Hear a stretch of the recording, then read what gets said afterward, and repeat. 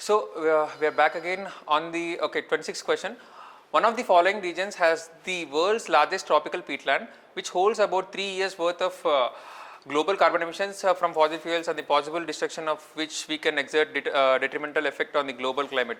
Okay, this is the which of the following denotes that region. So this is actually kind of you would say a not so familiar question, but again you might have seen the Congo basin, which has a democratic DRC, which is of very importance because of this particular thing that is happening, this particular peatland where so much of burning is happening. This thing is news. So in the recent years it has been in news. So definitely this question is on a moderate to tougher side. People who are aware of this current affairs only can do this question, but naturally people might go with A and B, and then B is B is the accurate answer here. Yeah, next 27th question.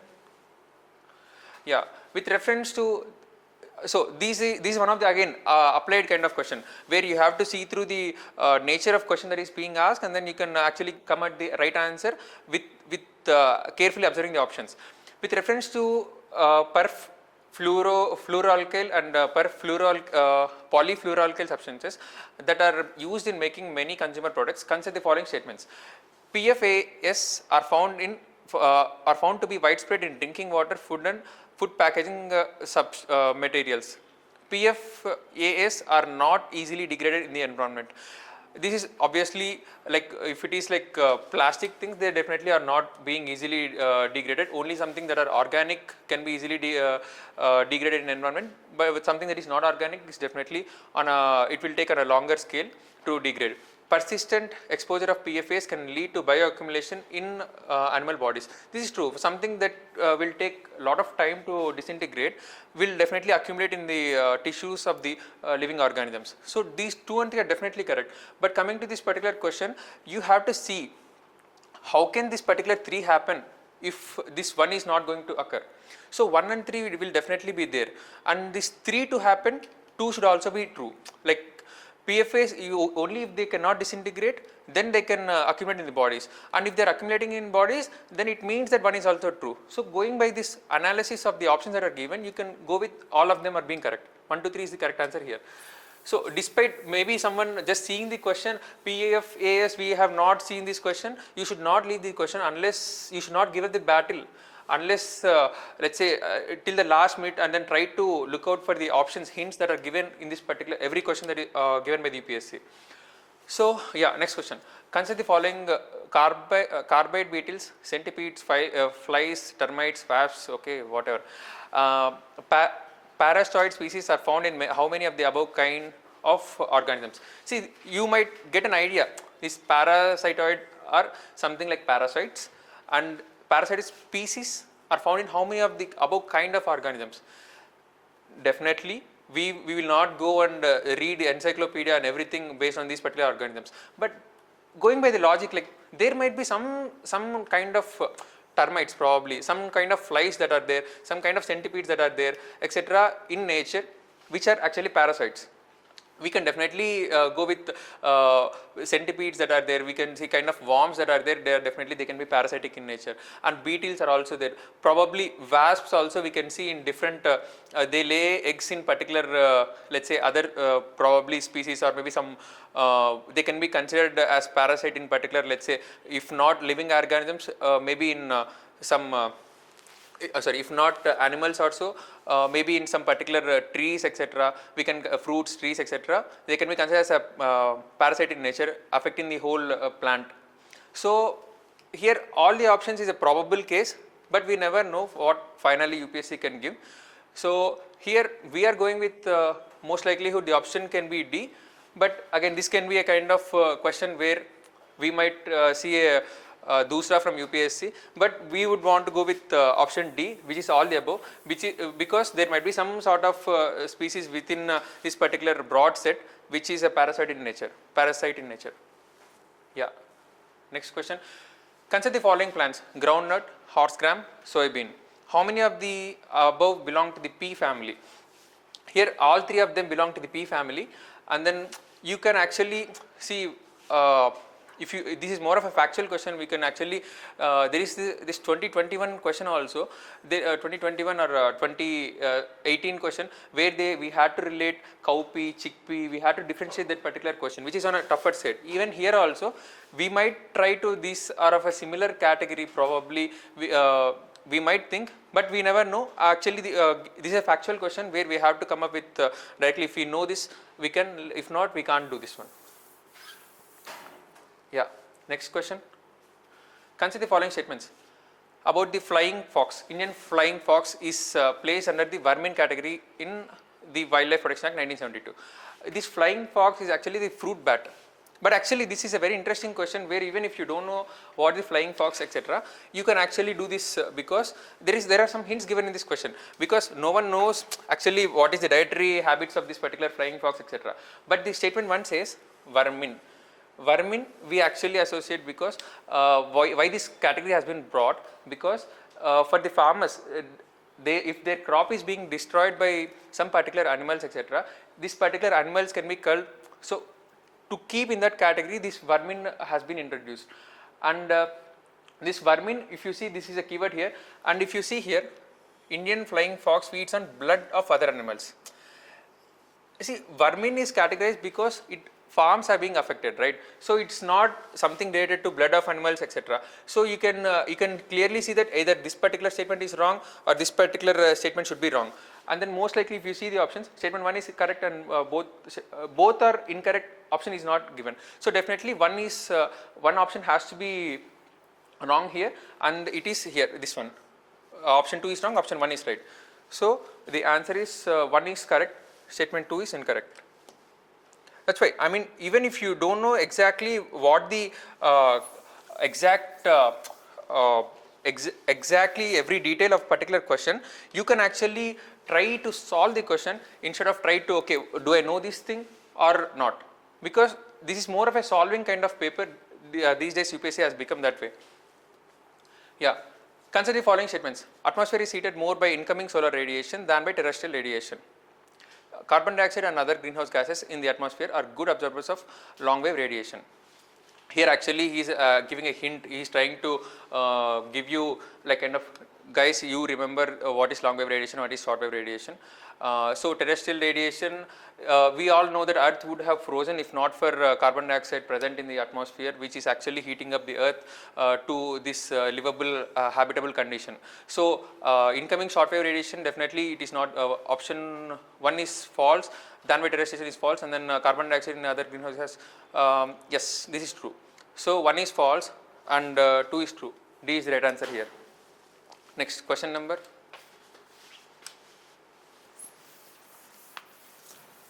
(32). Yeah. Consider the following statements.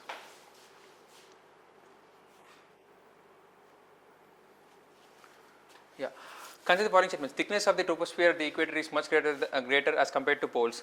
Yeah, we know as the at the troposphere, the water vapor rises to very high level, and then troposphere is on a very higher side compared to poles.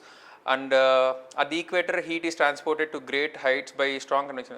These going in an explanation way, both statements are correct, and then second statement is explaining the first statement.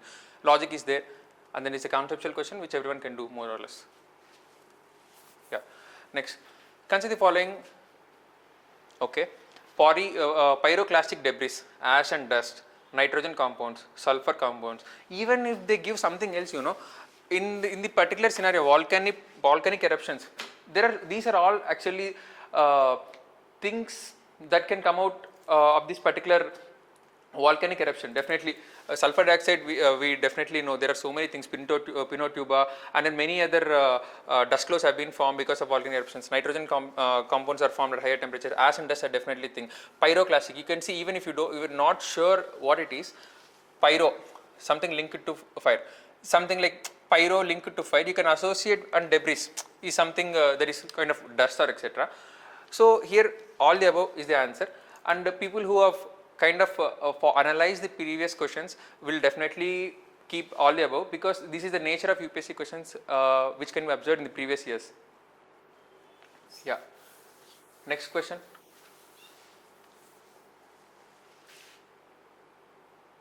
Which of the following is are correct inferences from isothermal maps in the month of January? This is applied question, which is a good question, but actually they have made it on a simpler terms.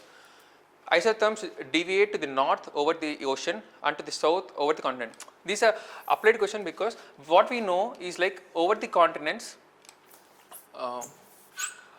in the continents versus see. Oh, wait a minute. Let me draw. Yeah, if you see any continent or northern hemisphere, let's say there is this roughly just this rough map of let's say Europe that is there, etc. Let's say hypothetical landmass. Over the landmass, if you see, this is a landmass and then this is a simpler note. In the northern hemisphere, in the month of they have meant January. January is like colder condition. Land becomes very cold, right? Isotherms, if you see on land, temperatures are very low because of land gets heated or cooled very fast compared to the water. These are typical isotherms that you can see on a northern hemisphere and southern hemisphere.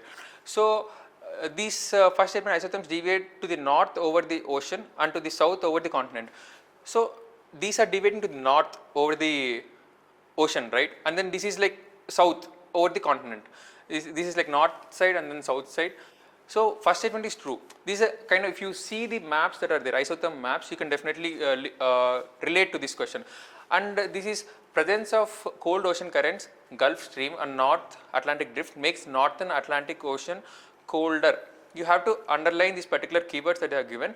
See, we all know that Gulf Stream and North Atlantic Drift, they are the lifeline for North European countries. We all know that. So statement 2 is false. They are actually warm currents which will actually keep the coast and then the seaports from getting frozen. So only one is true here. A is the answer. And yeah, next question.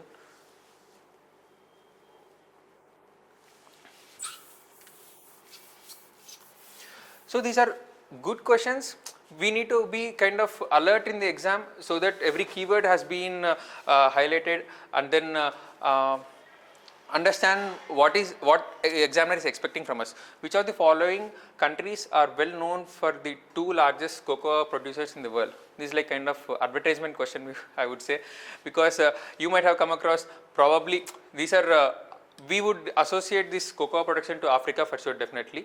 And then in this Africa also, Cote d'Ivoire and Ghana. This is actually a factual question, and yeah, people who might have let's say it definitely is on moderate to tougher side. So if you remember, maybe you can, or you can associate something from somewhere, you would actually answer this. If not, it is a leave out kind of question. 36th question. With reference to the Himalayan rivers joining the Ganga downstream of Prayagraj from west to east, which of the following sequence is correct? The correct answer is option B here. Gomti, Ghagra, Gandak and Kosi. This is also from a map pointing river. This year geography and environment and map related questions are on a very higher side. You can see from the initial description that we have given. Geography questions are prominently asked, especially map pointing and then fundamental conceptual kind of questions from geography. Yeah, 37th question. Again, rainfall is one of the reasons for weathering of rocks. Statement 1. Statement 2. Rainwater contains carbon dioxide in solution. Rainwater contains atmospheric oxygen. Actually, irrespective of your background, you have to be very clear that you are here for a generalist exam. They are not actually asking you some technical subject, because going with a technical subject, it will actually fool you rather than rewarding you. See, first option, rainfall is one of the reasons for weathering of rocks. We all know H2CO3 carbonic acid that is actually leading to the weathering of rocks. When this carbon dioxide is on higher side, like dissolved carbon dioxide in the rainwater forms the H2CO3, and then when it falls on this particular land and rocks, they will be withered because of the acidic condition that is being generated, and so many chemical reactions that will happen. So it is true. And then rainwater contains CO2, this is there, and then rainwater contains atmospheric oxygen. People will say oxygen dissolves in a very less quantity in water, but actually you have to see that, okay, to some extent or other it will be present, right? So you can't deny that it is not present. So 3 statements are correct, but only weathering is happening because of this particular statement. So you have to go with, we should be clear, like both statements 2 and 3 are correct, but only one of them is explaining the statement 1. B is the right answer here, and we should not go with the flow that okay both are correct and then both are actually explaining or something. B is the right answer here. Okay. Next. 38. Consider the following countries: Finland, Germany, Norway and Russia. It's a good map pointing question. This area has been in news, and then everyone who follows this will actually know. If you see this particular Nordic countries, NSF, Norway, Sweden and Finland, and then here we have this Great Britain and this Germany here. So here Germany is there, Russia is definitely not there. Norway is there because Finland, if you see NSF, Finland is over here, not this Norway.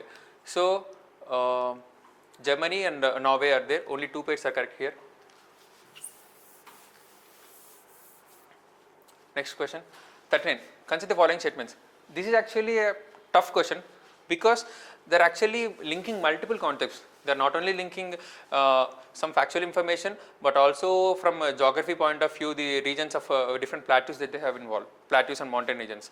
Okay, Dhundar Falls, it's on Narmada, that is true.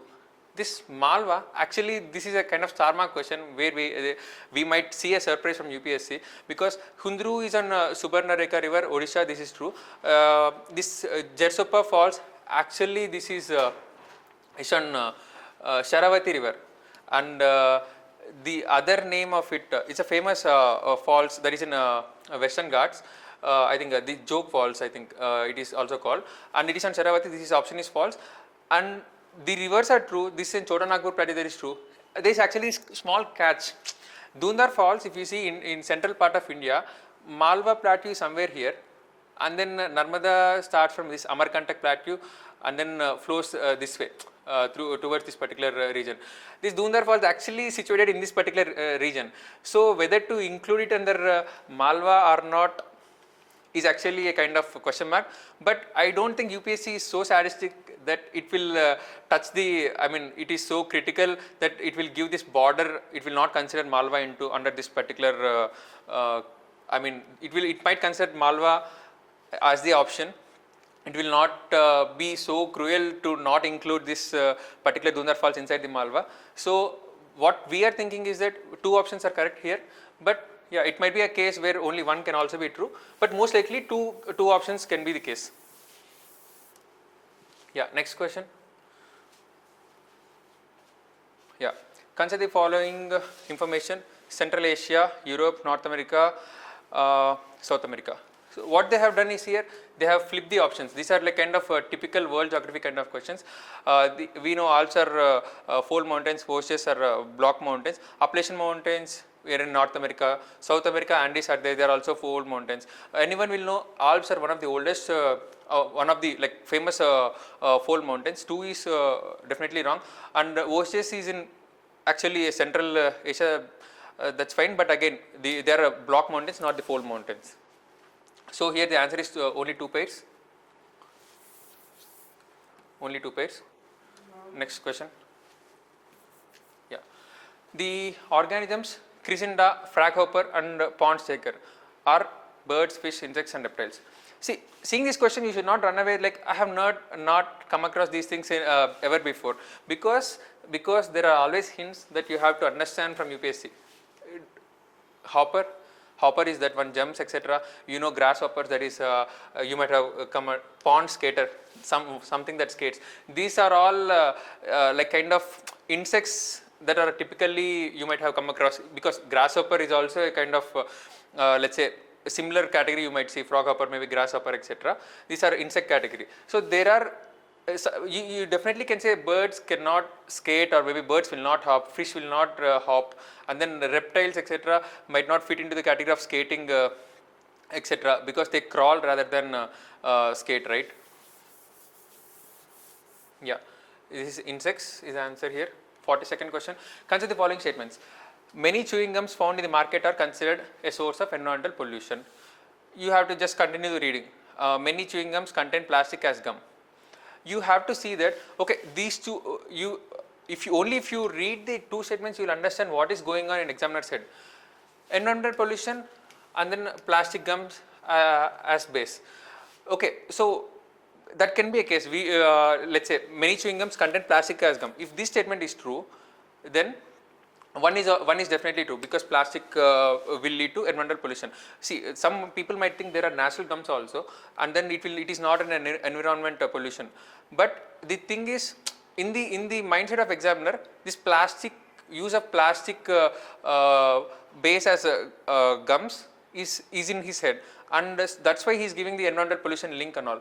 So going by that, we have to actually both consider these two options and then go with the answer. Both statements are correct, and statement 2 explains statement 1. Next question. Yeah, consider the following pairs: country and animal found in the natural habitats. This is actually a very tough question, you would say, because it is a very factual in nature.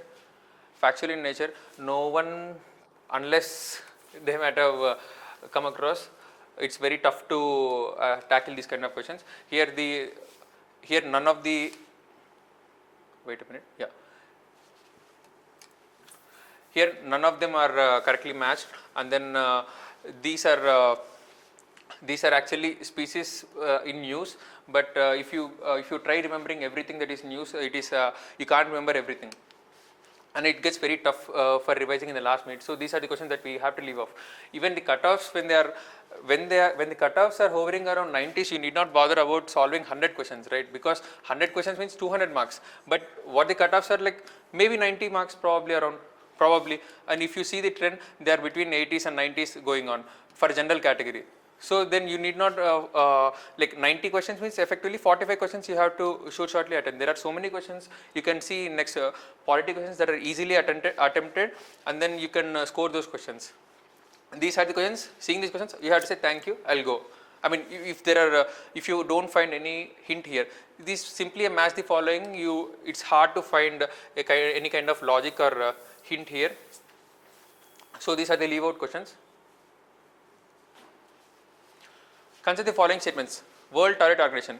These kind of questions, these kind of multi-statement questions, these you should not leave out.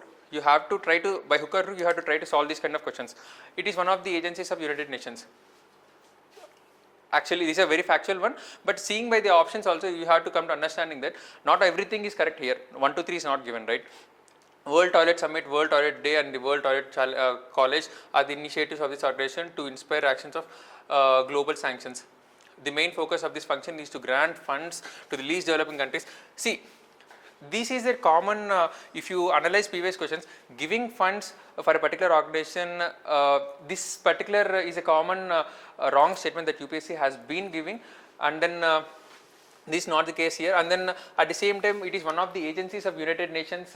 It is also a wrong statement, because United Nations is a so important organization. You have to go through what are the agencies of United Nations, and then where it is being actually involved, at least major ones. So if you go through that one, given the previous questions and all, you would identify that one is also not there, and 3 is also wrong. So answer here is 2 only. Yeah. Next question. Wait a minute.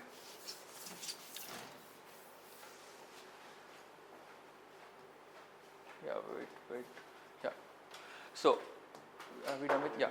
This question, consider the following statements. This is also a very good question. You have to actually deduce the answer in the given things, from the given things. Lions do not have a particular breeding season. Yeah, they are not dependent on climate also. So most likelihood this can be the case. And unlike most other big cats, cheetahs do not roar. Yeah, cheetahs have been in news for quite some time now. And then what are the differences between cheetahs, lions, cheetahs and tigers? Everything has been you might have covered. This is also fine. Unlike from the options also, you can see there is either only one of them is wrong or everything is correct. Okay. Unlike male lions, male leopards do not proclaim their territory by scent marking. See, this cannot be the case, because even you see even dogs do their territory marking, lions do, tigers do, every of these particular predatory animals usually they do this particular territory marking. This particular statement is false, and here answer is 1 and 2 only. Whenever they give do not, no, etc., these are the caution words that you have to highlight and then see why not. You have to ask why not. If they ask you not, then you have to say why not. Okay. So moving on to next question. Okay, which of the following is the correct description of 100 million farmers?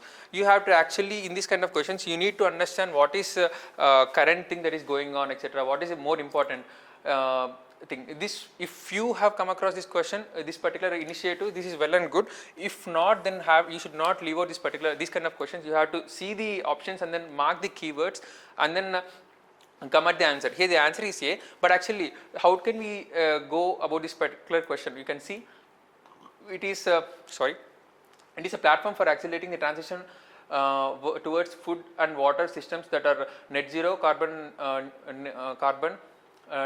nature positive, and that aims to increase farmer resilience. It's a very positive statement. This is looking very good one, but anyways we have to go through other ones as well. It is a international alliance and a network of individuals and farming organizations interested in supporting strengthening the development of organic animal husbandry. Farmers are not linked to only animal husbandry, right? There are so many there are farmers are a very broad category, not just limited to animal husbandry. So this is a only narrowed down one, and it is a digital platform fully integrated with service providers and built on blockchain technology. Lets buyers, sellers and other parties, third parties trade fertilizers quickly and securely. This is only skewed to fertilizers, and then this 100 million farmers, it is looking at a more broader perspective compared to this particular narrowed down into trading of fertilizers alone. It is a platform with the mission of encouraging the farmers to form farmer product organization and agribusiness consortium, thus facilitating the access to global open markets to sell their products. If you see, compare 1 and 3 statements, one is on a broader note where it is applied for every farmer, and fourth one is facilitating them for the trade, etc. This is like these kind of initiatives paper, you have to see things like which section this particular question is also being asked. If you see this particular question, lions, etc., and then animals, most likely this kind of environment or linked kind of initiatives. And then for those particular section that you are going on, this is more relevant one, like kind of this is a logical approach where you can come at the answer as well, where you have to be aware of which section that you are dealing with. We are dealing with environment section, so the environment aspect comes into the picture where you can solve this particular question from analyzing which section that you are doing, from observing which section you are doing. Okay, next question. Consider the following statements. Consider the following: battery storage, biomass generation, fuel cells, rooftop solar photovoltaic units. How many of the above are considered distributed energy resources? See, distributed energy resources. So you have to ask why not in this kind of questions. Why not this particular? Rooftop solar, distributed, it can be. Fuel cells, okay, you can carry them somewhere, and then these are definitely energy resource, you can carry them somewhere, right? Biomass generators are also distributed energy producing ones, they are also there. Battery storage are just like fuel cells. So all these things are under, they can be considered under distributed energy resources. So you can actually pair these two, battery resources and fuel cells. These two will be definitely there. And these are biomass generators and rooftop solar. These are also micro level, they are actually producing energy and supplying to the grid. And if not, standalone can also be used. Yeah. Next question, 48. Which of the following shows a unique relationship with an insect that has co-evolved with it, and that is the only insect that can pollinate this tree? Fig. Actually, this particular question, etc., insect that can pollinate this tree, etc.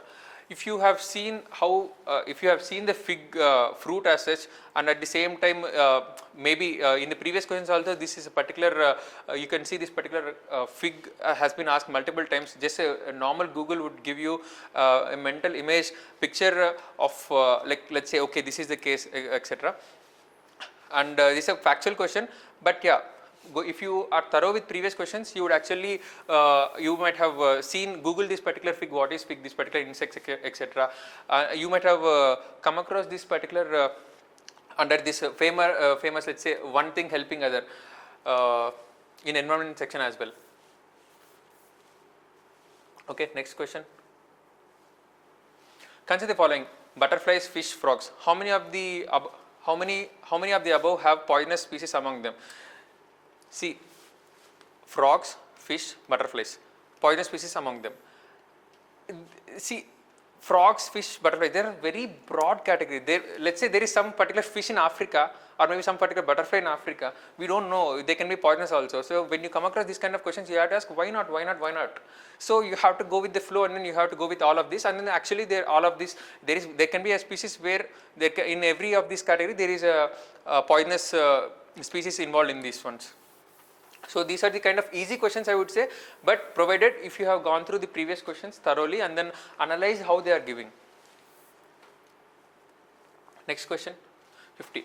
Consider the following: cashew, papaya, red sanders. See, Pushpa is helping here. Yeah, Pushpa, anyone who has, definitely people must have watched Pushpa movie where this red sanders, they would clearly say that only in India it has been grown. But anyways, red sanders is critically endangered, and then it is present in parts of Andhra Pradesh and some regions of Tamil Nadu. So red sanders is definitely there. And then these are actually in our history books also, in our spectrum books also, we have come across that Portuguese have brought so many new things into India: papaya, cashew, tomato, etc. These are examples of that are non-native ones to India. So these are not there. Only one of them is true. So red sanders is the case here. Now Gautam will continue. Gautam sir will continue, and then we'll proceed with the next of questions. Thank you.